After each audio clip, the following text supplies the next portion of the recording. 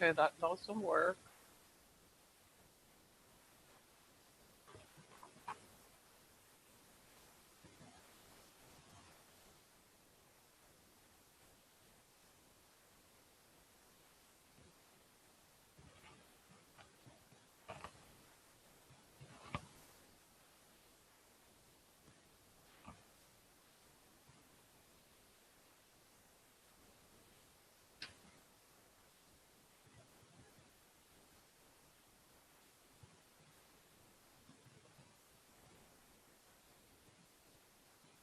All right, is this thing back?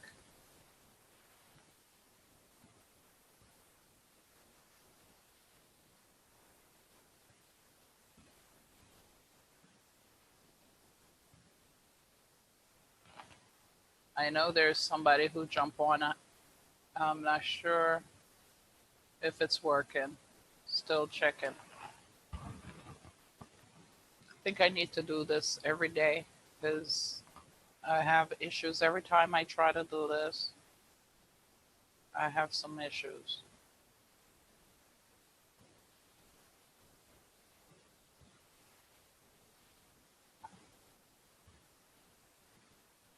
Okay. I need one of you guys to comment because I could see like it's working.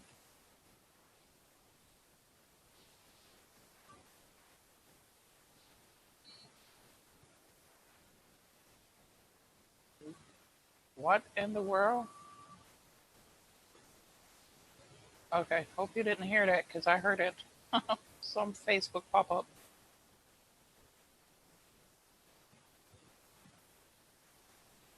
All right, saw that 3 of you guys are on. Could I have one of you guys comment? I just want to check to see if it is working now before I share the screen. I know there's a delay, but I just want to make sure.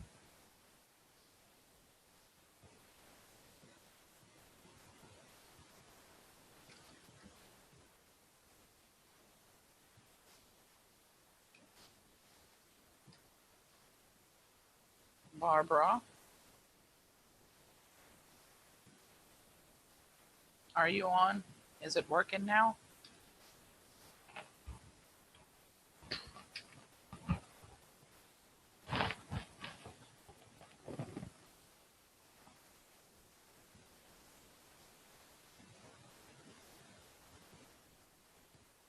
I see 6 people is on. Okay, great. Let's see what they say. Lessa said, I'm not hearing the delay. No sound. David said no sound. You can't hear me. All right. Okay, let's fix the sound. Oh, Bridget said it's working. All right, so give me some hearts, some thumbs up. I just want to see a bunch of hearts going across the screen, and I will know that this thing is definitely working so that I could share the PowerPoint so I could go through this cardiac as quick as possible. Okay? I need to see some thumbs up. Okay, great. It's working. Perfect. All right, and you could hear me loud and clear.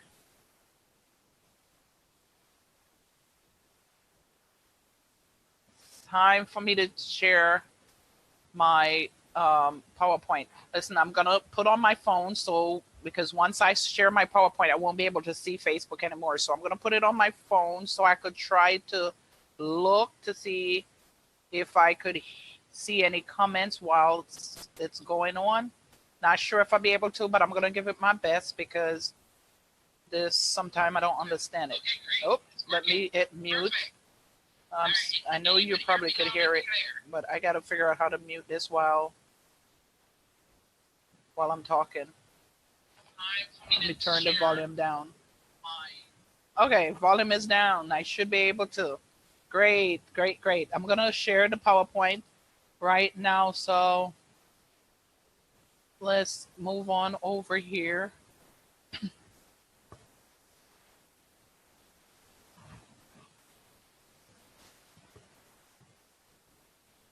Awesome. By now you should be able to see a PowerPoint. So I just want to make sure that I see it pop up on my phone from Facebook first before I begin. Because you know there's always a slight delay. Well, my name is Pamela Manning, and I'm a nurse practitioner with a master's degree in nursing education also. And I've been teaching registered nurse LPN. I've been doing this for quite a few years. I've been working for myself now for over 2 years, and part of what I do multiple things, but part of it is I help nursing students to pass their boards. That was the last job that I did working for someone else. So I was the academic coach. So that's my specialty. I'm a cardiac nurse. So this topic tonight won't be that difficult to teach because I actually love cardiac. So what I'm going to do is just go through this section of cardiac. I did not do hypertension because hypertension should be by itself. Also, I went through just a few topics, but it's enough. You know, I think we'll come back another later date to go over, you know, a little more because cardiac is a pretty big chapter. I know you guys are did request cardiac, and one of the reasons why you all requested is because it's really a difficult topic. It's a lot of things you need to know. However, it is a important chapter for the state board. I'm only going to go through 30 slides tonight, and I'm going to do the best to make it easy for you guys to comprehend. Before I move forward, I'm going to just say hello to a couple people that I could see here. Carol, hi. Renee, hi. Bridget, hi. David, hi. Lessa, hi. If you pronounce it Lisa or Lessa, I'm not sure, but hello. I hope you can hear me. Can you hear me now, Lisa? I hope you can, because I know you typed that you wasn't able to. Oh, what I see here. So great. So guys, welcome, welcome, welcome. I'm not going to delay much longer because, of course, I had a little technical difficulty starting. So what I'm going to do is, hi. I'm not even sure how to pronounce your name, but I see the middle part of your name say Nikki. So Nikki, welcome. Hello, hello, hello, hello. Please give me some hearts because doing this, sometimes some of these topic is not like fun, and I'm a fun teacher. So when I have to teach a boring topic, it's just difficult. Anyway, this is not one of those topics. All right, I'm not even going to read over that overview. What I'm doing here is for educational purpose, right? But what I want to teach you about cardiac mainly is that any condition that you see in the community a lot is going to be on your state board, because as a nurse, you need to know about these common conditions, and cardiac is one of them. So when you have a cardiac arrhythmia, let me move my screen out the phone the way, because I'm not even sure if it's blocking your screen or not. So I'm trying to move it, because when you're doing a webinar, sometimes some parts get cut off. All right, let me move this because it's blocking me. All right, so when you have, say, coronary syndrome, like any kind, like multiple cardiac issues, one of the main things, some of the diagnostic that you do, like if somebody come into the ER to complain of, say, chest pain, even the doctor office, one of the main things you want to do is an EKG or ECG. And you guys should know that it monitors, it's what pick up arrhythmias. Like if somebody's having any cardiac issues, this is one of the first things you will see. And you're going to monitor for like a MI. However, sometimes when you do an EKG, it may not show much because of the different kind of issue that may be going on with the patient. Another way you want to check for your patient for cardiac issue is by listening to their heart by auscultation. And auscultation is just study of arch sound using a stethoscope, and all of you should be trained in doing this with a stethoscope. There's another test that's called a stress test, and sometimes you may hear it referred to as exercise stress test. And this is where sometimes they do it where with medication. Sometimes they put strap you up on a treadmill and you work out. I had to do that once because I was having issues with having some cardiac issues, and they didn't know what was going on. So I had to go on a treadmill, and you have to literally work out harder than really working out in the gym, to be exact. I thought I was going to pass out, but that's what they do when they do when you hear they say they're sending a person for a stress test. You also can do a chest x-ray, which shows the shape of the heart, the size of the heart.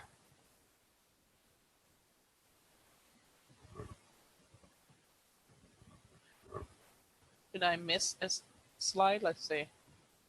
No, okay. I'm certain that you guys have heard about cardiac cath. When you hear of cardiac cath, the picture, what you see on the picture right here, see this right here, the blue? This is where they're gonna put the catheter. And the catheter is they're gonna push it all the way up, and then it goes in. That's how you do a cardiac cath. So if you see an exam that said the patient come back from surgery, from a cardiac cath, you want to know that they goes in down here in the femoral area. So therefore, you got to be watching for bleeding in this area, correct? So I put a picture up so you can visualize this, because some people will not understand what you're talking about unless they see the picture. So in this case, this is where they're going to go in. So when you come back, you want to make sure there's no bleed in this area. You're looking in the heart structure. This is where you're going to look in to measure the pressure in your heart. And you're going to check for the cardiac function and blood flow. So when you put this catheter up in there, it's going to be checking for pressure, the function of the heart, and blood flow. When you suspect a blockage, and you could have blockage from a clot, right? Or when a person is having a heart attack, it could happen like from plaque. When you eat too much fatty food, over years of eating fatty food, what happened is the number one occur. You see these yellow things? These are plaque. This like fat. So you know how your teeth, if you don't go to the dentist, even though you're brushing your teeth, if you're not doing a good job, you start having these, like, first it start out soft, and then if you don't clean it, then it get hard. So it calcified, it's get hard.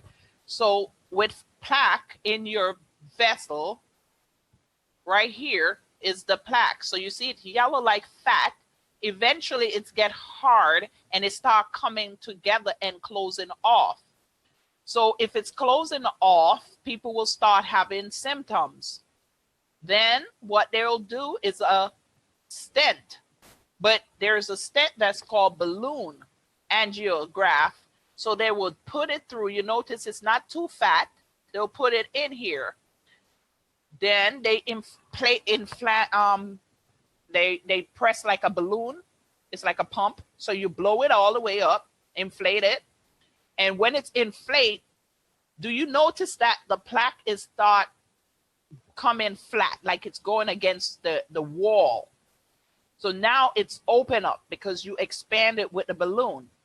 When you release the balloon and take it out, it leaves a stent in place, which is that stent that's going to open the artery, because if the stent isn't in place, it's very easy for it to collapse or get closer back together, and then you got to do it all over again.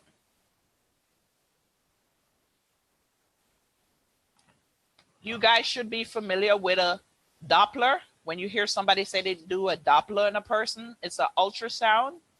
And a lot of times when you use Doppler, it's done when a person have like limited blood flow, like in the peripheral vascular, like the extremities, like DVT.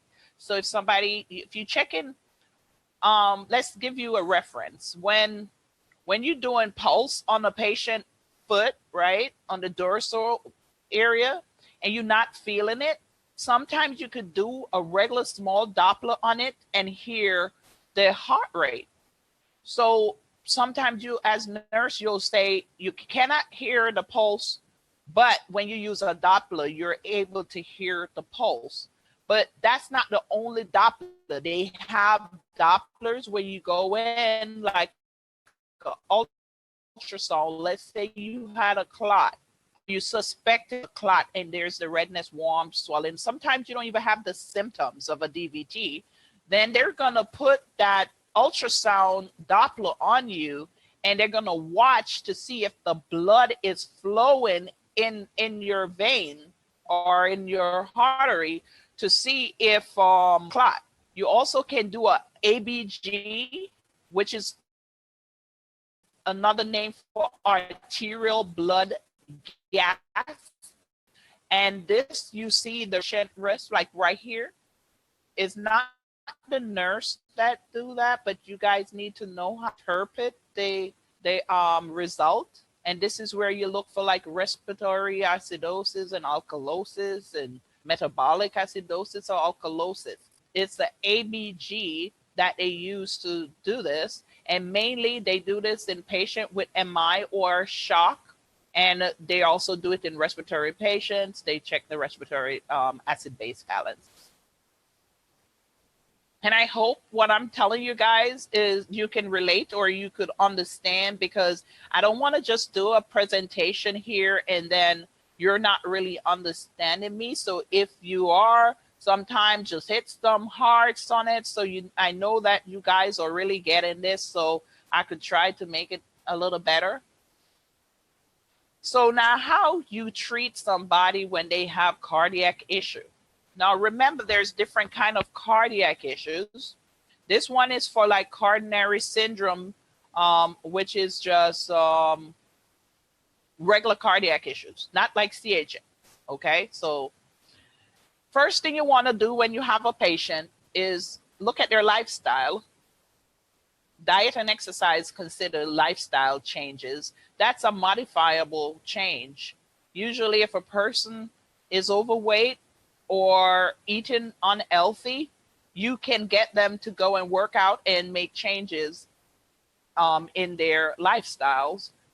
Quitting smoking, right? So people who smoke is at high risk for cardiac disease.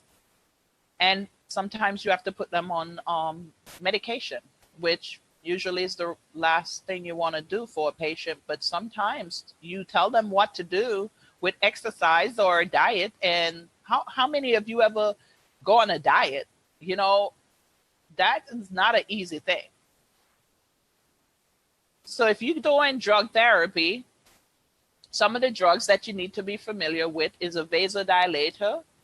And one in particular is nitroglycerin.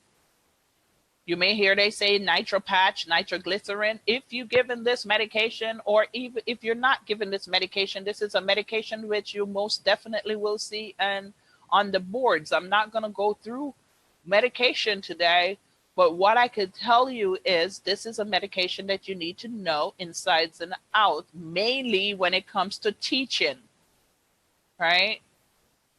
Nitro helps with oxygenation.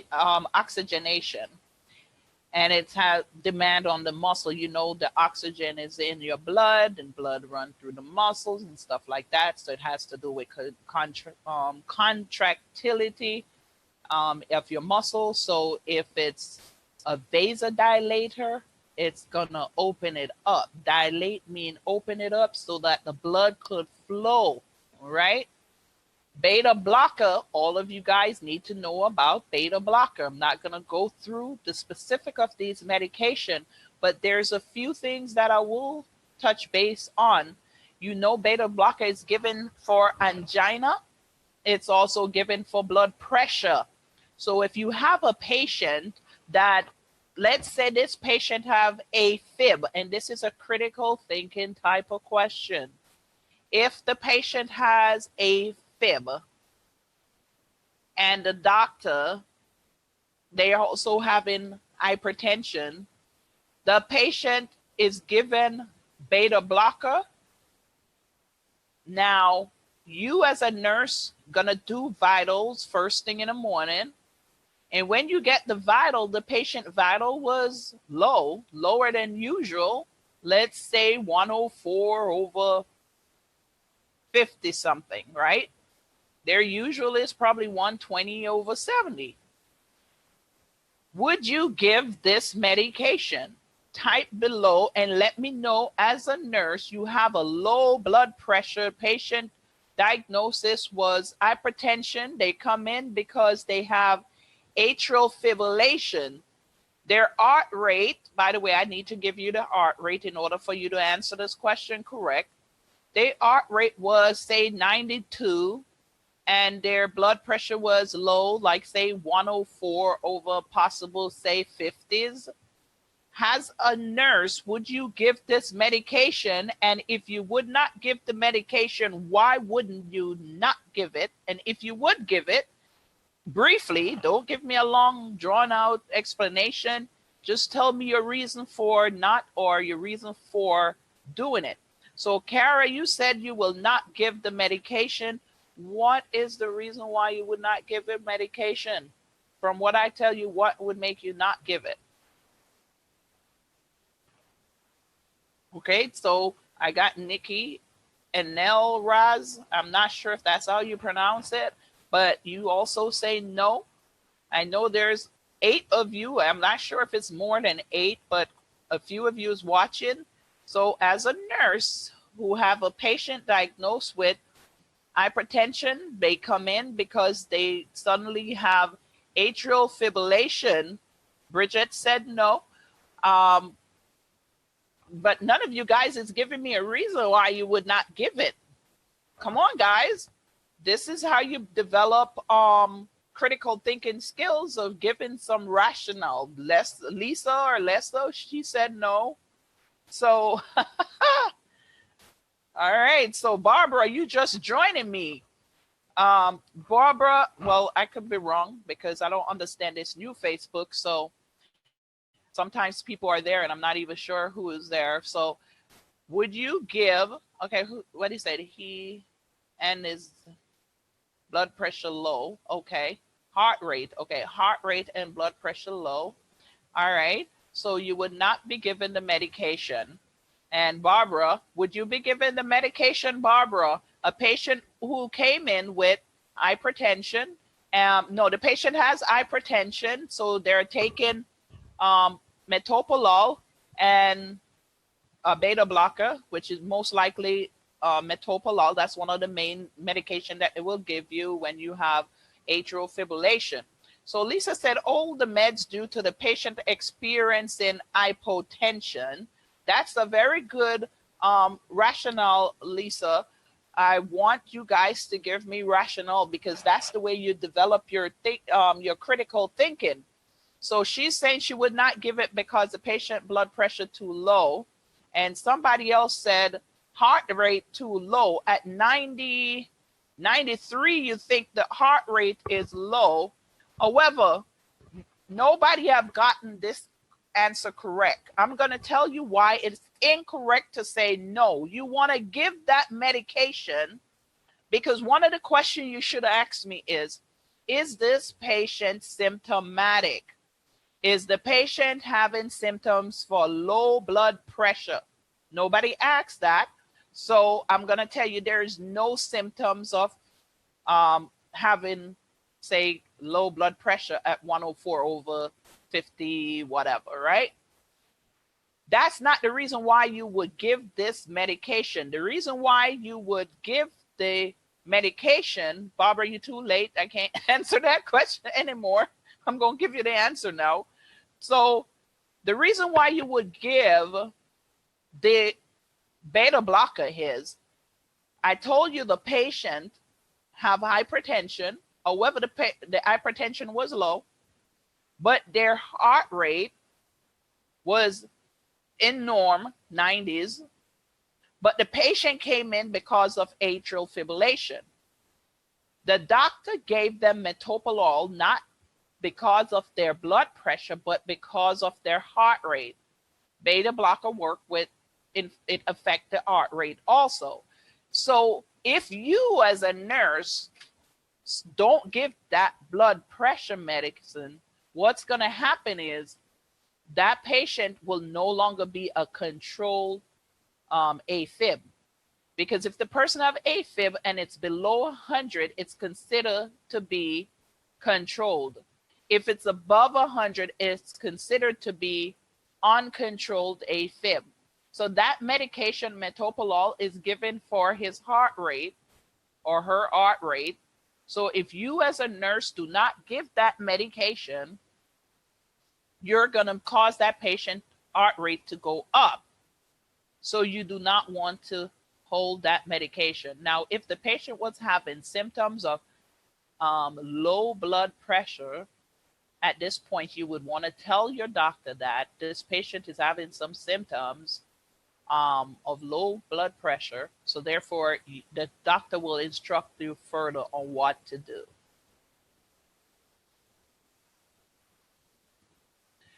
Another medication group that you need to know about is calcium channel blocker.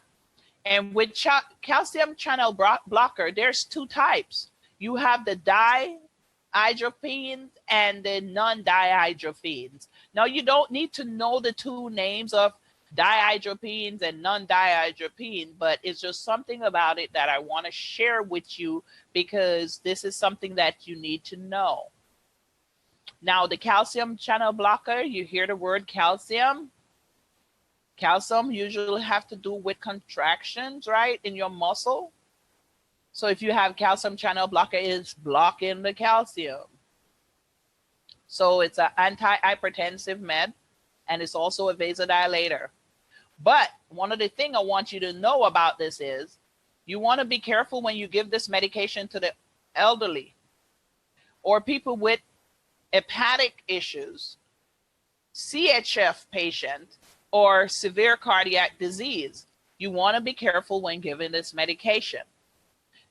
There's one group of non-diazepine which they love to throw on you, which is the Selan, because when you look at these group of medication, you can't group them like you'll say Prils and Lols and Peens and stuff like those.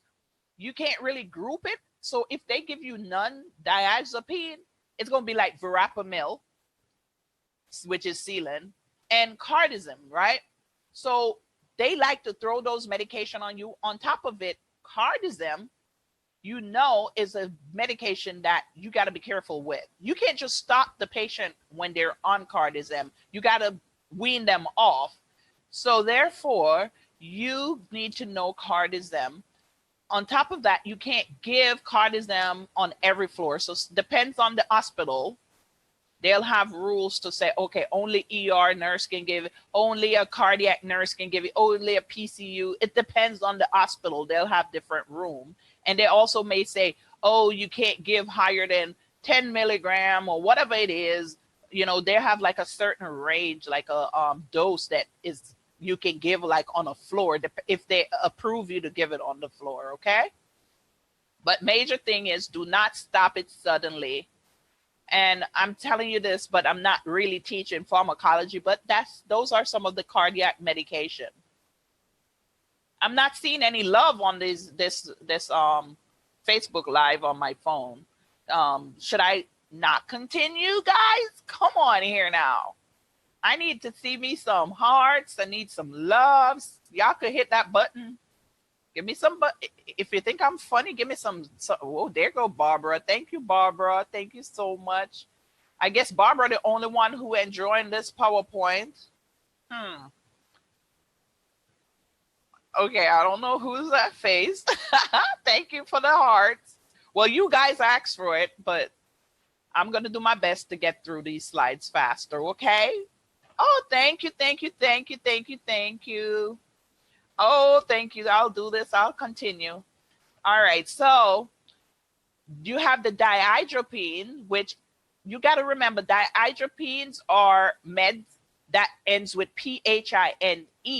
But like I told you, you have two of them, the and the di, right? Non-diazepine and the diazepine. So with the diazepine, dihydropine, which when you look at your medications, they all end in pine, P-H-I-N-E. An example is amlodipine, which is another name for Norvasc. So if you look up those medication, you know right away those are the ones who are dihydropine. Now you see the word hydro. Hydro is water, right? That's just a way for you to remember it. But remember, the non-dihydropine, none mean not. So if you think of it, no water is the ones that say only two of them is a non-dihydropine, the verapamil and the cardizem. The reason why I'm pointing this out to you is the ones that say dihydropine for water will cause you to retain fluids.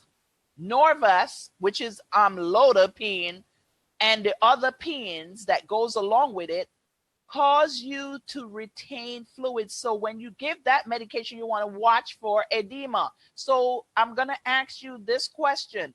If you have a patient with CHF and they have hypertension, should you be giving your patient Norvasc, which is amlodipine? And why not? I'm going to look. It's a delay with your answers, so I'm not seeing your answers yet, but I'm going to move on, and I'm looking for the answer.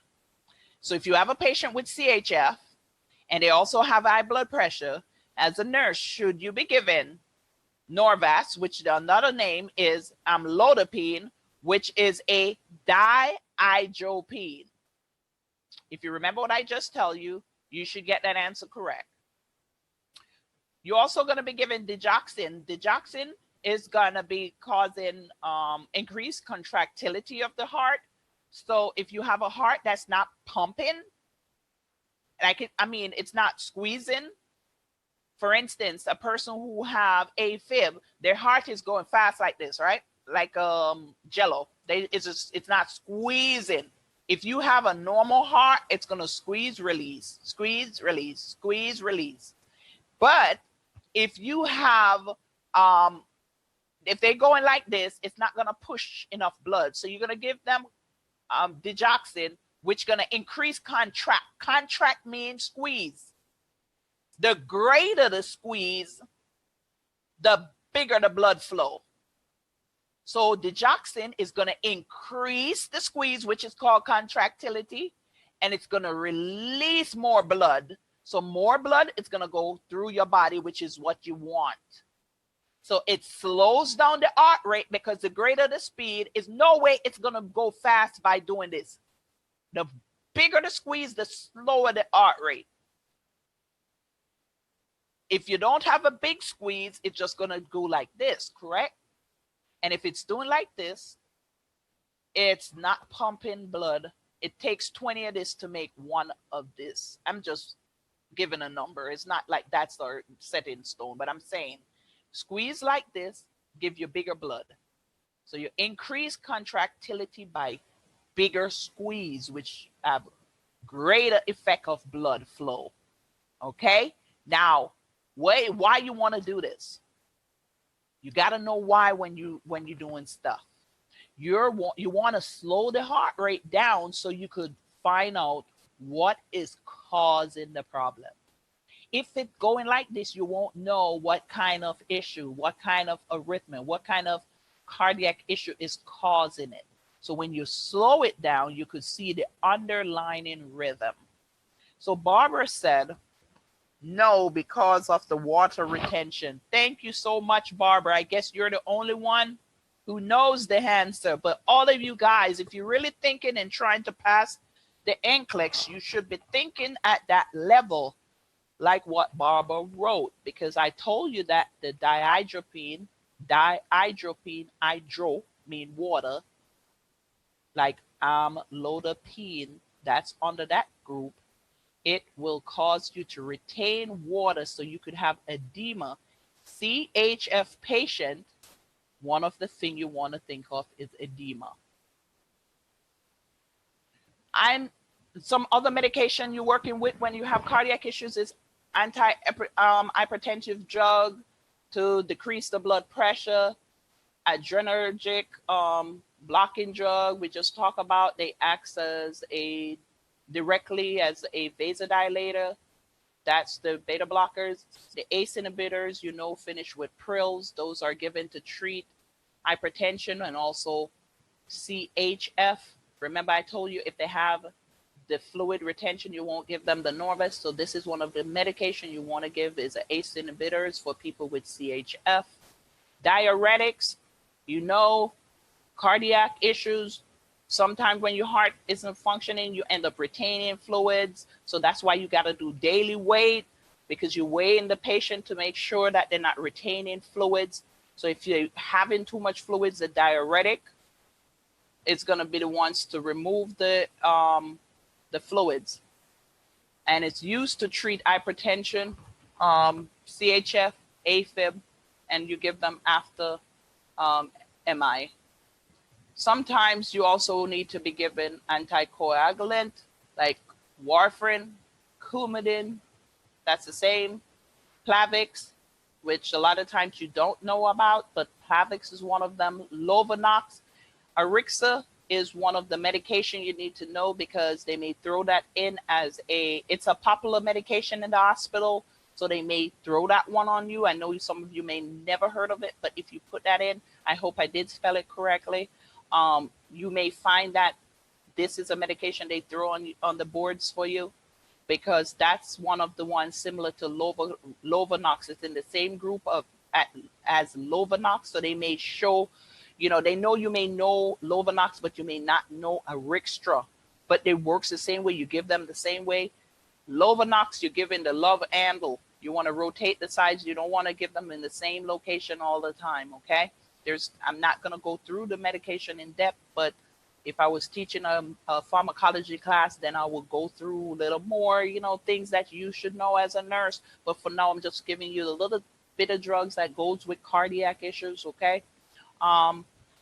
Decrease the risk of blood clot formation. This is what an anticoagulant do.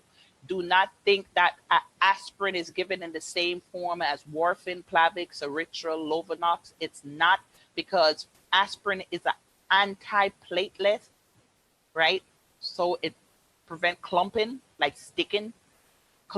Sometimes with cardiac patient, you want to give cholesterol medication, lipid reducing drugs like statins. Remember in the picture, I show you that it was fat buildup, right? So atherosclerosis is fat. So over time, it gets hard. So you don't want them to have all these fatty food all the time. So you want to give them some cholesterol medication, because sometimes your cholesterol is too high. So that's what causes the plaque, and the plaque leads to cardiac issues, right? Also, essential diet and exercise. Everybody should be getting at least 150 minutes of exercise every week. That's a little exercise, but in reality, most of America don't do it. They take out exercise in a lot of schools and stuff like that. 150 minutes of exercise weekly is what you should be telling your patient that they need, because you are nurses. Yes, call yourself RNs, because you want to speak it in reality. I don't know who is this for, but that just came to my mind to tell you, you need to call yourself RNs. Start believing yourself. Believe you could pass the board. Oh, by the way, this is a commercial break. You guys should elect to take my coaching sessions. Barbara is on there. I'm not sure if any of my other students are on it. You could ask Barbara any question. You don't even have to just inbox her. She will tell you what my class is all about. But if you have failed the boards before, yes, you need to go on npexams.com. Yeah, type that in for me, Barbara, npexams.com. You should go on it. Go look. I've given you $100 off for 6-week sessions. A lot of you go out there and pay all these big companies, and all you get is a test bank. If you don't know how to break down the question, how to critical think, you still may go back and fail and fail. Not saying you can't pass, but a lot of you will fail multiple times because those test bank, that don't work. It just don't work. You have to push yourself to pass, meaning read the book and follow a strict plan, meaning on a daily basis, you need to be doing nursing. That is how you pass. Anyway, that was just a quick break. All right. Oh, it's exams, Barbara. NP exams with an S at the end. Type that for me. Just redo it for me, please. All right. So let's move on to the next slide. So coronary heart disease. My box is in the way. CAD. Remember just now I said atherosclerosis is plaque buildup. Any arterials change. Why is my picture, my photo, my camera is in the way? Where do I put this? I hope this is not gonna hide. All right, I put me down the bottom. Okay. Any arterial changes, degenerative, meaning old, breaking down arteries and arteries, loss of elasticity in the walls, the narrowing of the vessels, these are considered to be coronary artery disease. You want to analysis of the serum lipids, so you might do some blood draw to check for cholesterol, triglycerol, LDL, HDL. You should know HDL is the bad one, the good one, and LDL, which usually sounds weird because it's low density. So you're thinking low density lipoprotein, but in reality, low density is the bad guy. The low is the bad one. The high density lipoprotein is actually your good cholesterol. So let me ask you, if you do not treat this atherosclerosis, what will it lead to? Anybody know? If you don't treat it, what would it lead to?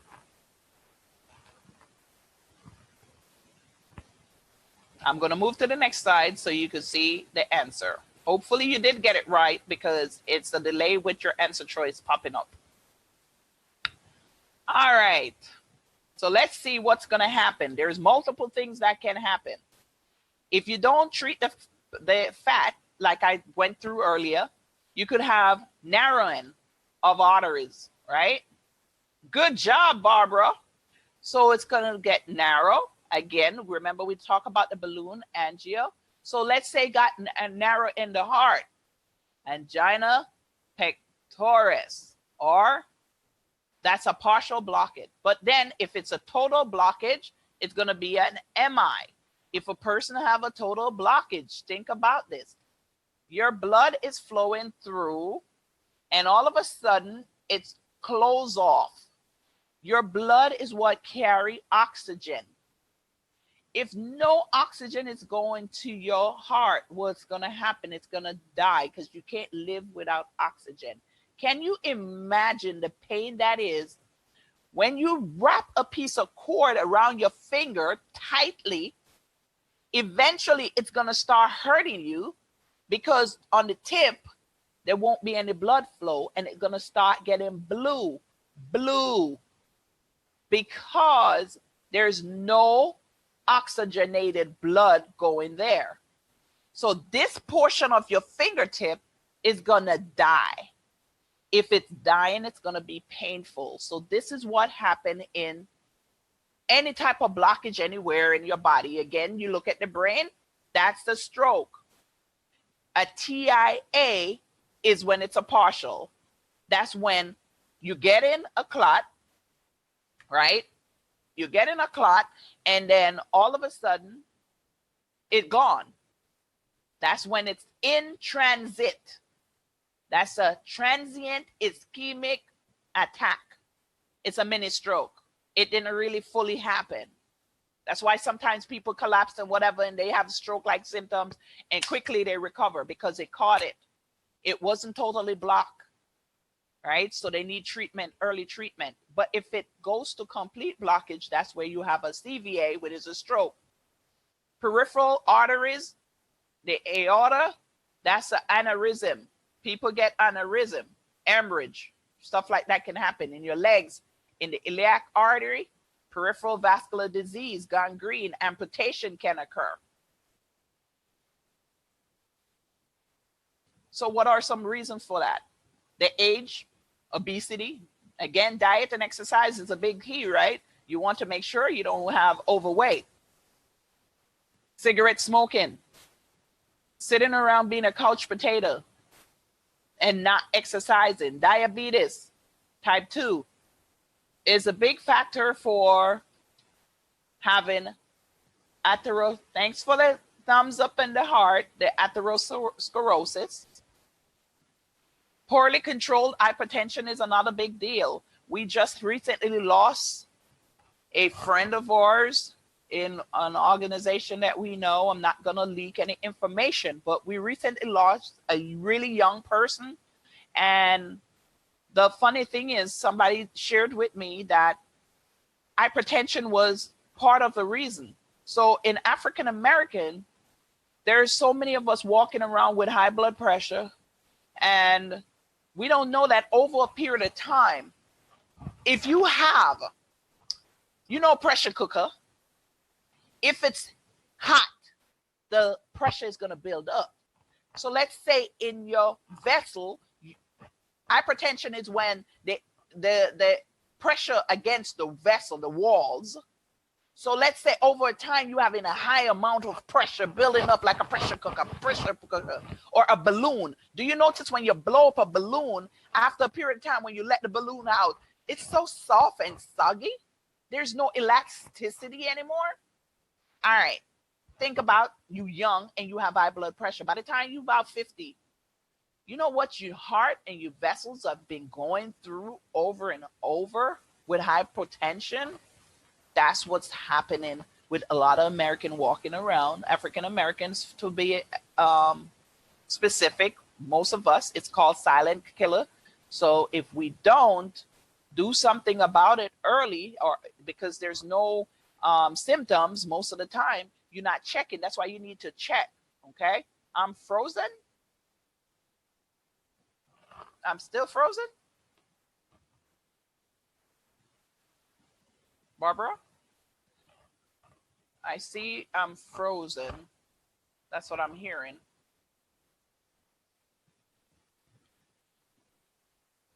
Let me know if it's okay.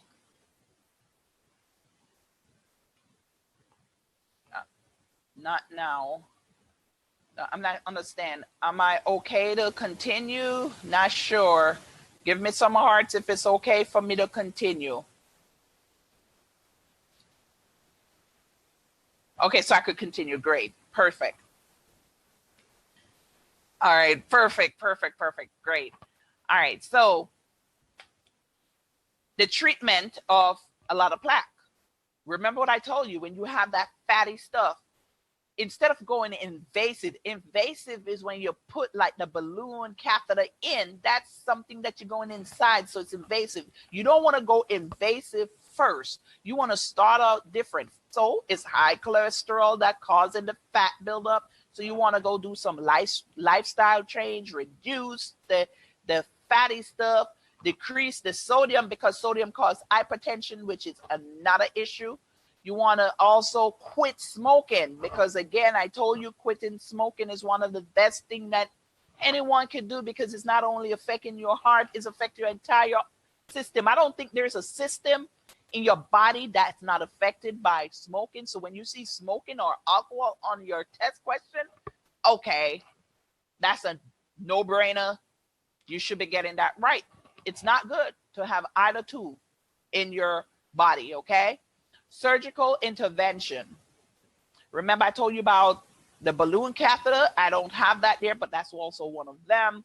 Cardiac catheter is done through like the balloon catheter. Laser is another thing they use now. Everything, technology is getting so big. You could have a bypass, a coronary artery bypass, which I'm not sure if I put a picture. Okay, yes, here is a picture of a coronary artery bypass.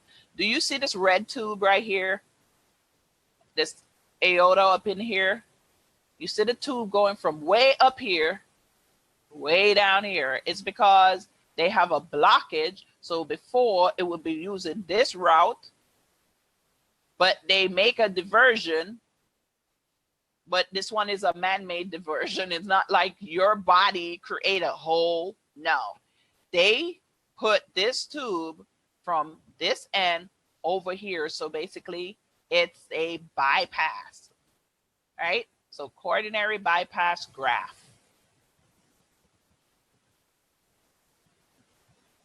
Whenever you have a obstruction like a MI, like I was telling you, remember I told you the fingertip die, okay? So you could have cell death. Most common cause of atherosclerosis is thrombus. Thrombus mean clot. Majority involved in the left ventricle, which is your bigger side of your heart. Usually the severity of it matters because it depends on the location. Some location give you a greater damage, greater issue.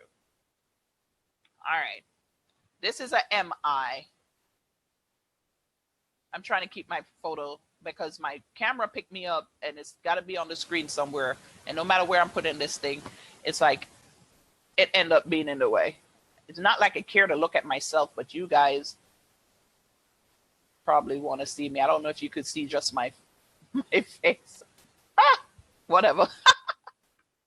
Anyway, when you have an MI, you see this purple area.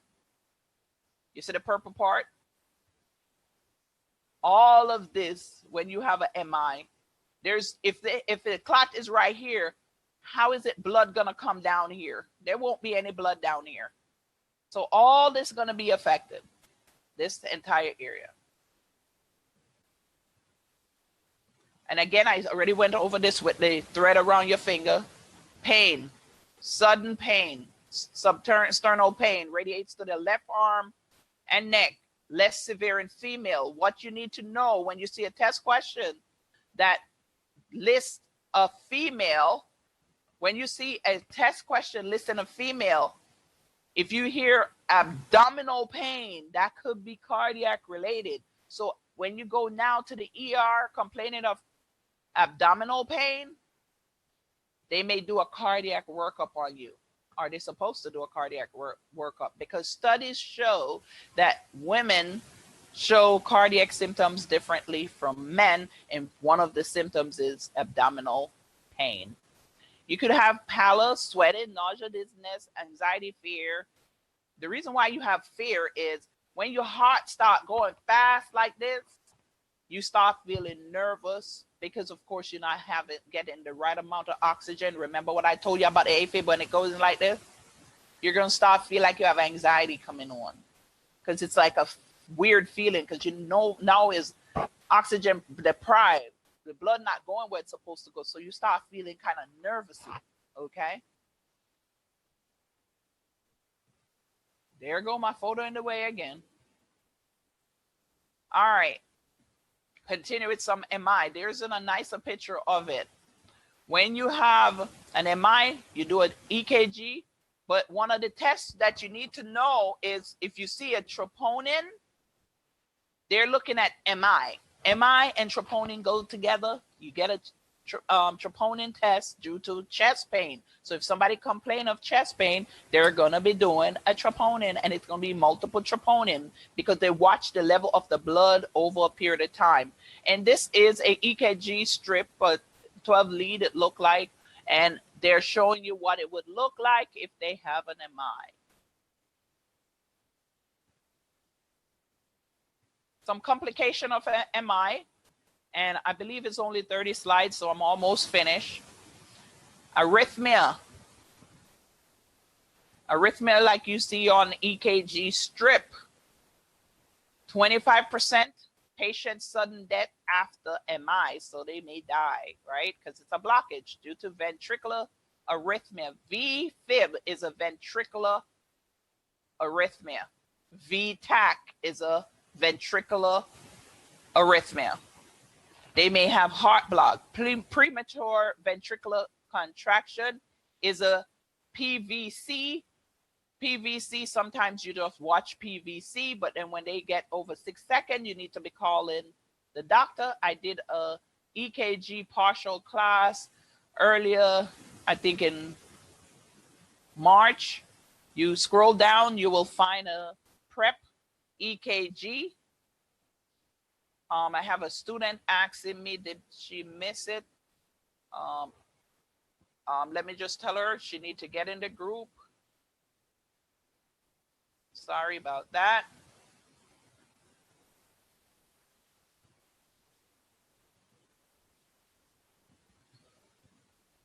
All right, let's jump back over to Facebook Live so I could see it. Okay, sorry. Thank you for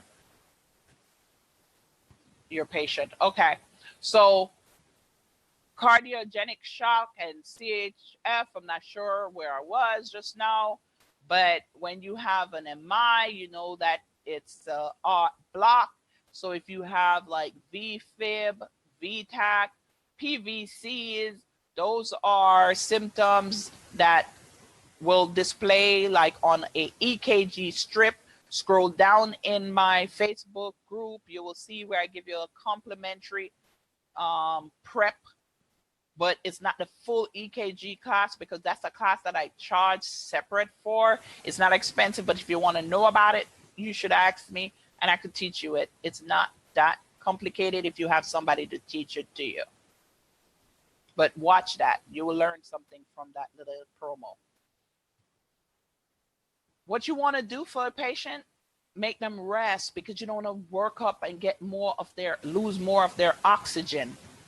Morphine, Mona, you know that Mona, that's morphine is part of it, right?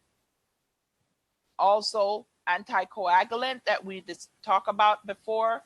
You got to give them some drugs, cardiac rehab, prognosis depend on the site, like I was saying, where did it occur? Certain areas make it worse. All right, we're going to talk about a little bit of CHF. The heart with CHF, the heart is just unable to pump enough blood to go all over your body. So now you're not having all the blood. Remember what happened. And if you're not having the blood, what the blood carries? It carries oxygen. It also, if your heart is having issues, you could, depends on the side of the heart, you could end up have edema on one side, right? Who knows? There go. Barbara is saying Mona is for morphine, oxygen, nitro, and aspirin. That is correct. So who can tell me which side of the heart will cause edema? When you have like a right side heart failure or a left side heart failure, which one of them can lead to edema in the circulatory system? Right side, Tootsie. Go ahead, girl. Yes, you got it.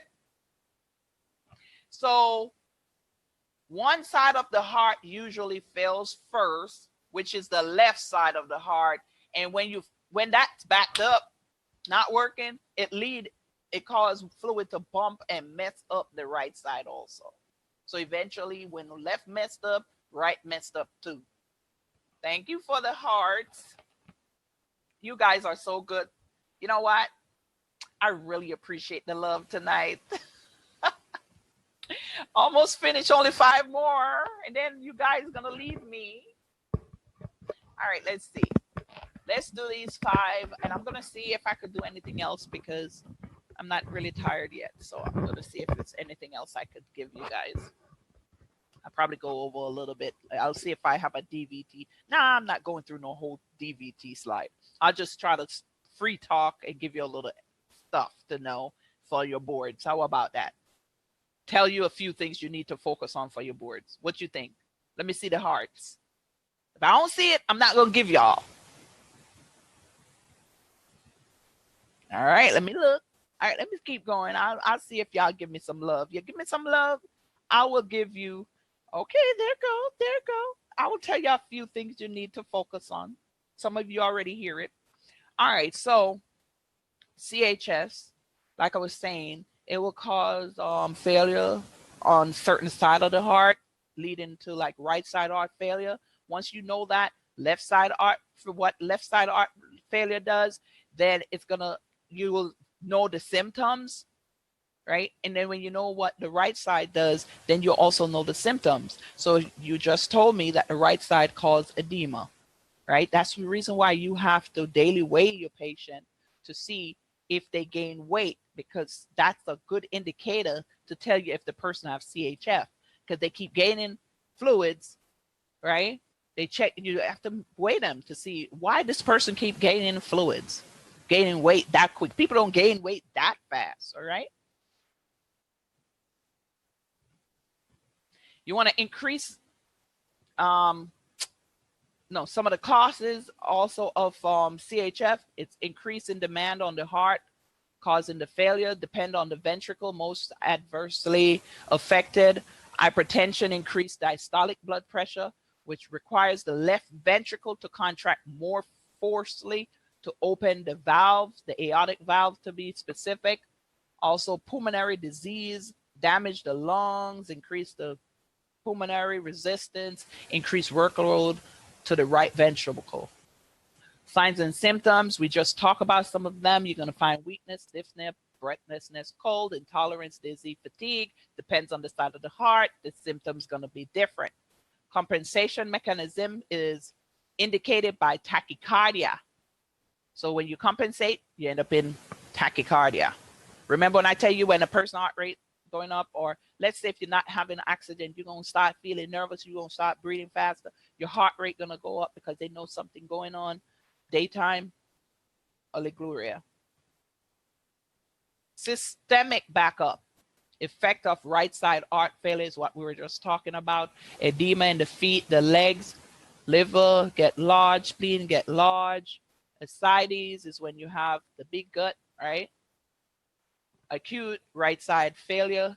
Now, everybody walking around with a big stomach do not have right side heart failure, okay? A lot of them just have beer belly. They drink too much beer. All right, let me stop being bad. Acute right side heart failure, increased pressure on SVC. And then flush face, you may be seeing distended neck vein. Who know how to check for JVD? Who know how to check for JVD? You need to know how to check for JVD, right? JVD is a sign of right side heart failure. Headache, vision problem is also signs and symptoms that you'll see. Some of the tests you want to do that you'll see associated with CHF is ABG, acid blood gas, right? Arterial blood gas. Echo. Echo, if they ask you what an echo, when I went for my first job as a RN, one of my interview questions was, why do you do an echo? An echocardiogram. Why do you do it? Any of you guys know why they check echocardiogram?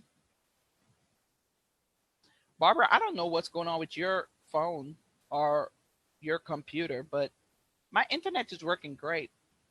And somebody verified it.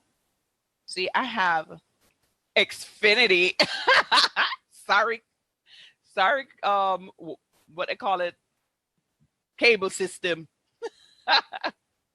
To see the blood flow, okay, something more than that. There's something more than that. Why do you do an echo? This is something you want to know. I'm going to tell you now. Hopefully you did type it after, before I say it. But when you do an echo, you're looking for the ejection fraction. And ejection fraction, yes, it was Tootie who said it. Ejection fraction tells how much blood flow, how much they're going to be getting, like O2 and stuff like that, flowing in the blood. So if a person have a low ejection fraction, that means they're way off, they're bad. All right, 70% and higher is what you want to see. Nothing less than 70%.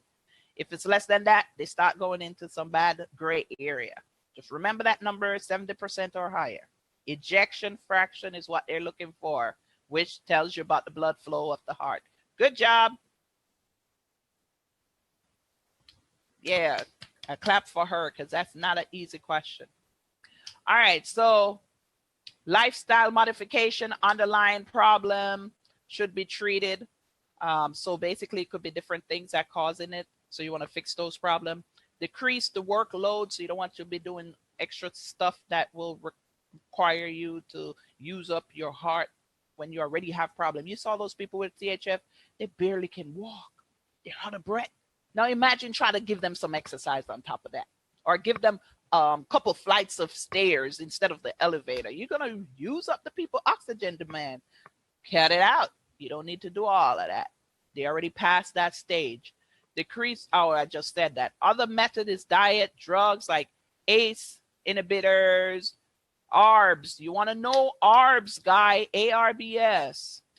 You want to know it. Those drugs, which is sartan, Atherosclerosis, Cozar, Diovan. They like to throw Cozar on your boards. Know it inside out. Cozar, which is losartan. Diovan, because if you notice, you got to know sartan. That's a way to group it, but you want to know both names. You know about beta blocker, we went over it, but there's also potassium sparing diuretic and aldralazine. Specific benefits, those two, they benefit African Americans, and diuretics. And that was the presentation. Let me unshare this so that I could talk to you guys about what to expect on the board. Give me a second. I'm gonna do the best because I didn't think about what I wanted to. Come on, why is this? All right, stop share. Okay, now you should be able to see me clearer. All right, so what to expect with your state board. I'm not sure how many of you guys have set the board so far, but this is what I'm going to tell you. If you're just sitting around and you're studying 1 day or 2 day, or you're not reading the book, that whatever book, first of all, get rid of all those books. You don't need all those books. There's one book I recommend. Not saying the other book's not good, but me being a nurse, you ain't gonna get me to read no big book for one. It's not necessary. If you went through nursing school forever now and you know you are way off, then by means you want to get a book that's gonna have more content. Because getting like a small book may not have enough stuff to help you because you already forget so much stuff. But a book that I recommend, and I don't get any money for it, zero money. A book I recommend is Illustrated Study Guide for RN NCLEX. It's on Amazon. But another book that I totally recommend is the book that I just wrote. It's called Breakthrough Nursing Exams. You could find it on my website. Breakthrough Nursing Exams is listed on my website, which is npexams.com. That book will teach you how to break down the questions. So if you don't want to take me, you can go get your other test banks, but the least you need to know is how to break down and how to understand what the question is asking. My book motivates you, encourages you, and it helps you to critical think. Barbara is on there. You could ask her any question. The book will help you. I personally recommend you to take me, but if you know what you can afford and what you can't afford, but I'm saying to you, if you cannot afford me, get that book. It's a small book because I'm not going to give you a big book because you ain't going to get me to read a big book. So I'm not going to give you something that I'm not going to do for myself. I wrote a book that is not big. You could read the book in 1 day. It's also a workbook.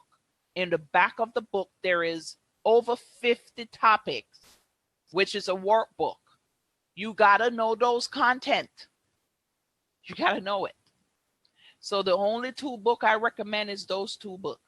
Illustrated Study Guide for RN NCLEX on Amazon for $21. You must can afford $21. Some of you are international, so you probably can't because it's more money to ship it. Lord, don't ask me to do it, because I tried to do one for a young lady. They asked me to do what they call this thing, custom form and all of these stuff. Please don't ask me to do that. Not doing it. No, I'm already taking care of this one girl. Not going to go through all of that again. So good luck on that one. Try to go through Amazon. I'm not sure if they do it, but it's on Amazon. My book is on there. Illustrated Study Guide